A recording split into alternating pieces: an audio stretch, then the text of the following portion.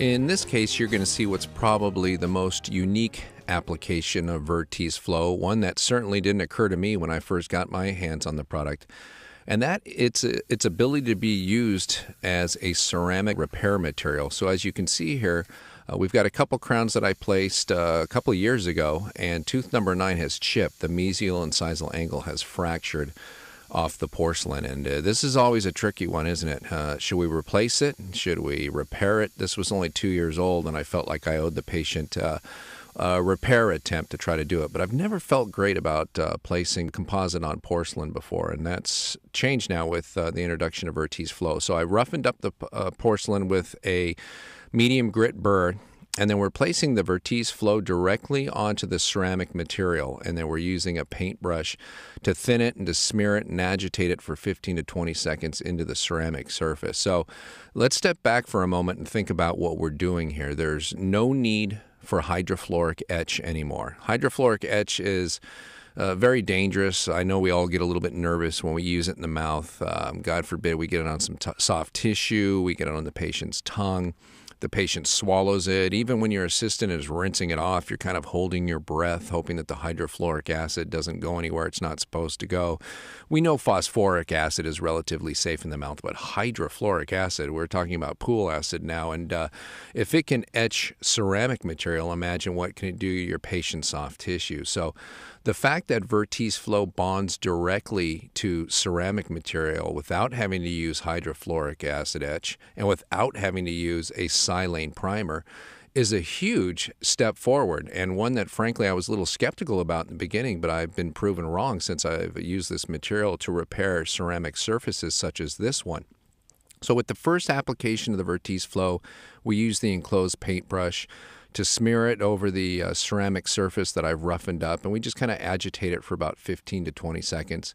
And then once we add any increments beyond that, you'll notice that you don't have to use the paintbrush to agitate it anymore. You can just go ahead and go straight to the 20-second cure. Again, a 20-second light cure is more than sufficient for an A2 material such as this one. If you're going to use a darker material such as the A3.5 or the universal opaque, you're going to want to cure it for 40 seconds. In fact, this is a time when you're probably going to reach for the universal opaque. Imagine a patient who's got a 10-unit PFM bridge. I think we've all seen this happen, and they break the porcelain off, say, one of the abutments on tooth number 4.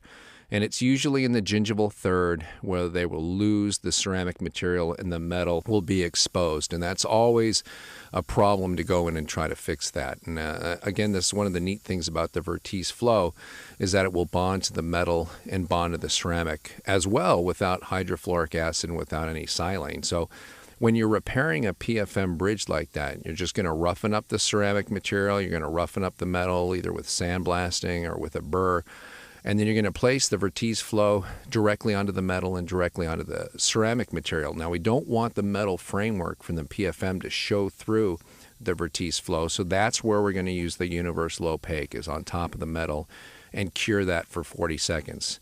And then on top of that universal opaque and on top of the ceramic material we roughened up, we'll use whatever shade matches, an A2 for example, and then cure that for 20 seconds. But on this tooth, we're just repairing an all-ceramic crown that's got that chip on the mesial and incisal, and it wasn't a huge chip, so I'm actually using the Vertise Flow as the final composite material as well. Now, if it was a bigger fracture, and it was the entire mesial and incisal corner all the way down to the zirconia coping or the whole incisal edge, I would use a different composite, something like Herculite Ultra, and place that on top of the Vertise Flow. But on something small like this, it's almost along the lines of the small Class 1 composite restorations that you saw earlier in this presentation. And we're going to use the Vertise Flow not only as the liner or the bonding agent to the ceramic material, but as the final restoration material as well. So got a matrix in there so we don't bond the two teeth together. And then you can see us using the Opti disc. I like these discs from Kerr because they're translucent.